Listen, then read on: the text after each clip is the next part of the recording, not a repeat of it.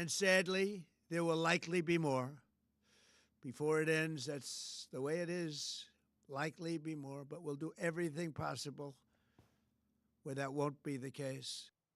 Breaking this evening, the President of the United States in a new video posted to social media saying there will likely be more U.S. deaths following Saturday's military operation in Iran, going on to say America will avenge their deaths.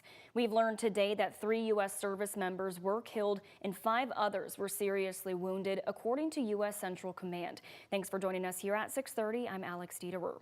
These deaths mark the first American casualties reported in the conflict. More than 200 people have been killed since the start of the strikes that killed Iran's Supreme Leader Ayatollah Ali Khamenei and other senior leaders, according to Iranian leaders. Now, these images coming in overnight from Jerusalem show a new wave of violence unfold after the coordinated attacks. The White House has said part of the goal with the Iran strikes is regime change. In response, Iran has vowed to avenge their Supreme Leader's death, firing missiles at Israel and the Persian Gulf. ABC's Johnny Fernandez has more.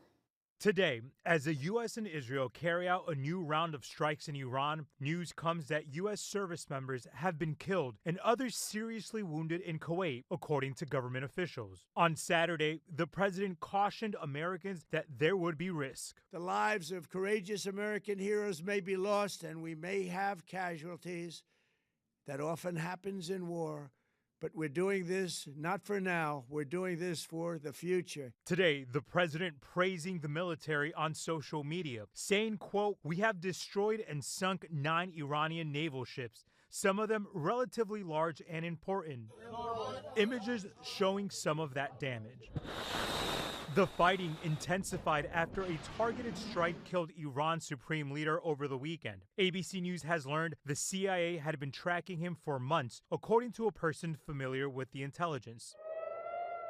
A move that sparked Iran's vow of retaliation. Overnight, Iranian leaders threatened U.S. forces and allies. President Trump issued a direct warning, saying if Iran strikes, the United States will respond with a force that has never been seen before. Iran's response? We are defending ourselves, and we have every right, every legitimate right to defend ourselves.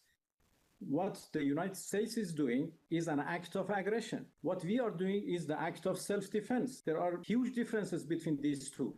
Multiple countries across the Gulf have seen Iranian drone and missile attacks, mostly aimed at U.S. bases across the region. In Israel, 9 people were killed from a strike outside Jerusalem. Protests filling city streets across Europe and the U.S. in support of the Iranian people. President Trump now saying Iranian leaders want to talk after this weekend's strikes. He has agreed to engage, according to The Atlantic. A senior official telling ABC News that the president wants to speak to new potential leadership in Iran. Johnny Fernandez, ABC News, New York. Defense Secretary Pete Hegseth and Secretary of State Marco Rubio are expected to brief Congress on the full operation Tuesday afternoon. Ceasefire now. Ceasefire now. Ceasefire now. Ceasefire now. You're hearing chants coming from protesters here in Louisville at Jefferson Square earlier this afternoon. The call for a ceasefire is the latest grievance this group is vocalizing following the U.S. and Israel strikes in the Middle East. WHAS11's Clarice Shaley and photojournalist Connie Offit hear from the group as they protest in downtown Louisville. No one is getting left behind this time. A group gathers in Louisville's Jefferson Square Park to rally and sing against the use of ICE forces. Ceasefire now.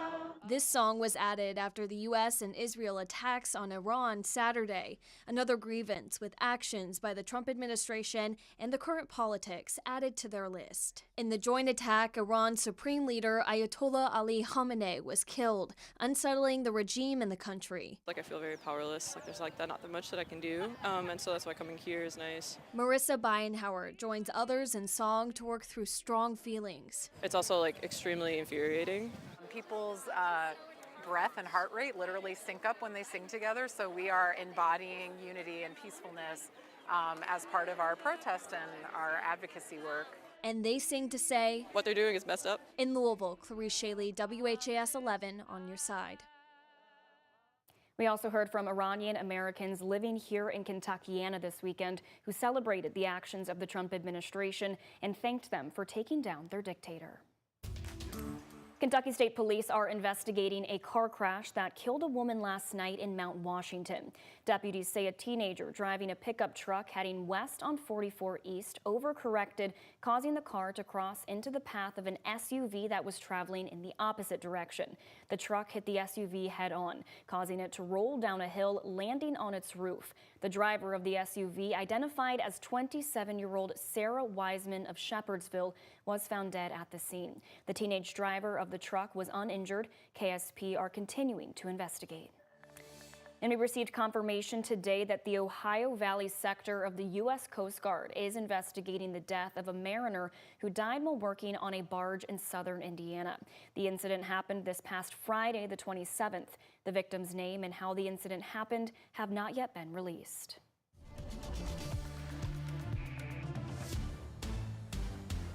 Well, we're joined now by meteorologist Austin Evans. And Austin, another pretty beautiful blue sky day today, but I know it's not lasting forever. So everyone, if you're listening, take advantage while you can. Exactly. Real weird set of days we got on the way. Obviously, we got cloud cover building, and it's been a relatively mild afternoon, though it's been cooler than yesterday.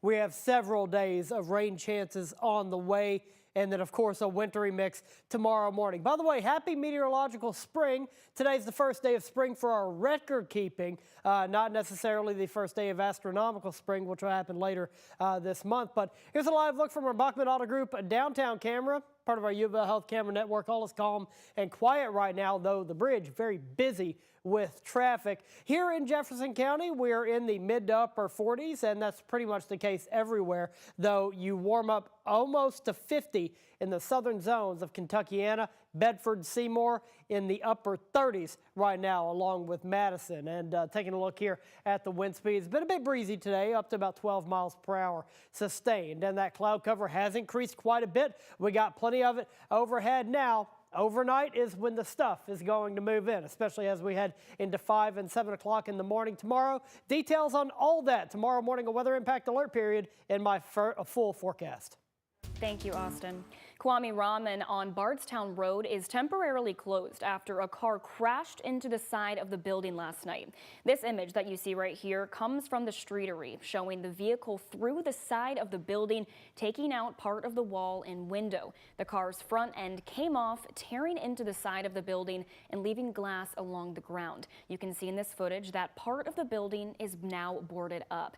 The restaurant made a Facebook post this morning announcing their temporarily closure. They wrote in part, quote, "We are thankful that our guests and team members are safe. While the situation was unsettling, our staff responded quickly and helped ensure the safety of everyone inside. We are currently working with local authorities and assessing the damage. At this time, we will be temporarily closed as we focus on repairs and supporting our team," end quote. A reopening date has not yet been announced.